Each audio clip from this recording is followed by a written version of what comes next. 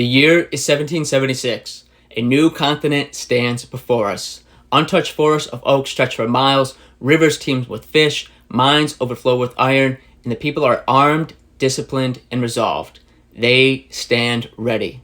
Thomas Paine surveys it all and declares, "We have everything we need, and the God who gave it to us expects us to use it." Welcome to Paine Providence, Episode 4, the series finale. In this section, we're examining Section 4 of Common Sense, titled, "Of the Present Ability of America with Some Miscellaneous Reflections." This is the section where Thomas Paine proves independence is not a dream, it is a duty. You see, he writes, "No country on the face of the globe is so happily situated or so internally capable of raising a fleet as America." And today we close the book by showing America was built by geography, resources, providence. We were made to be strong, free, and a light for the nations. If you believe these things, stick around and let's dive in.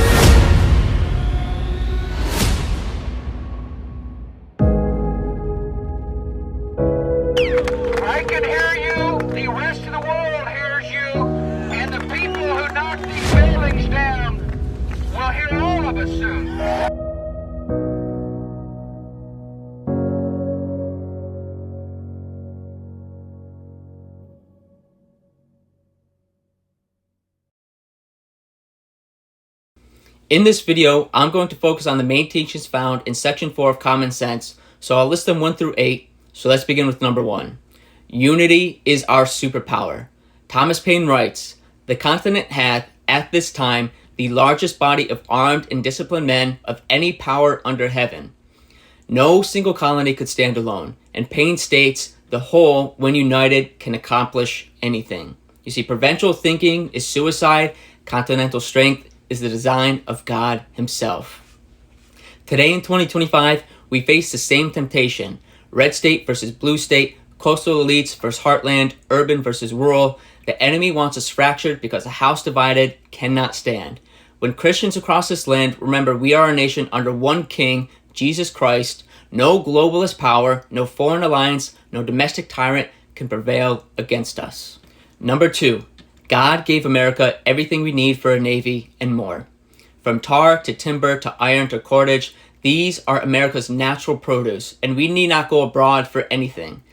In this time, in the time of Thomas Paine, shipbuilding is America's greatest pride, and Thomas Paine declares that we will overmatch and excel the whole world. He notes that a navy costs money at the beginning, but when finished, it is worth more than its costs. And if it brings peace, we can sell the ships and replace our paper money with gold and silver. Look around today. We still sit on vast amounts of oil reserves, natural gas, rare earth minerals, timber, steel capacity, and food production unmatched on this earth. Yet we import critical minerals from China, energy from hostile nations, and ships built overseas. Thomas Paine would call this madness. You see, God gave us everything for self-sufficiency. Returning to it is not isolationism, it is obedience to the stewardship he entrusted to this generation. Number 3, geography is providence. America's rivers, its harbors, its coastlines are perfectly placed. No nation on the earth is so internally capable of self-sufficiency. From hemp for ropes to iron for cannons, from saltpeter to gunpowder, with our knowledge improving by the hour, we have everything we need. You see, when riches and strength support each other, we need not fear any external enemy. In 2025, we have interstates, pipelines, rails. We have the world's largest arable landmass. These are all gifts of divine placement. Yet we allow foreign entities to buy farmland near military bases. We let ports be managed by hostile powers, and we let our shipbuilding be manufactured overseas. Thomas Paine's message here is clear. When a nation ignores its geographic blessings that God gave it, it invites weakness and dependence. Number 4, beware the Trojan horse. Thomas Paine states, conquest may be effected under the pretense of friendship, and he warns that enemies can arrive smiling, bearing gifts and treaties. Today we see this plainly. Free trade deals that hollow out our industry, climate agreements that cripple our energy, alliances that commit our sons to endless overseas wars. We have massive foreign land purchases. We have open borders that are sold as compassion. The Trojan horse is already inside the gates. And a biblical nation must guard its walls, not out of hate, but out of love for the inheritance that God gave our children. Number 5, commerce can corrupt courage. Thomas Paine says, commerce diminishes the spirit of both patriotism and military defense. The more men we have to lose, the less willing we are to venture. And the rich become slaves to fear, and a nation of merchants eventually forgets how to be a nation of warriors. In 2025, we are the richest nation in history, and many of our wealthiest citizens and corporations fear rocking the boat more than they fear of losing liberty. They silence dissent, they fund globalist causes and offshore jobs to protect profits. Paine reminds us, comfort bought at the price of courage is the road to slavery. Number 6, youth is the time to build right. In Thomas Paine's time, America is young, the perfect moment to form a government out of sound principles. Wait too long, add too much trade and too much population without proper order, and colony is against colony. Now we are no longer young, but we are at the second founding moment. The old structures are cracking, and now is the time, while our hearts are awakening, to rebuild on the rock of biblical truth, limited government, and the crown rights of Jesus Christ before division becomes irreversible. Number 7, government's sacred duty, protect religion.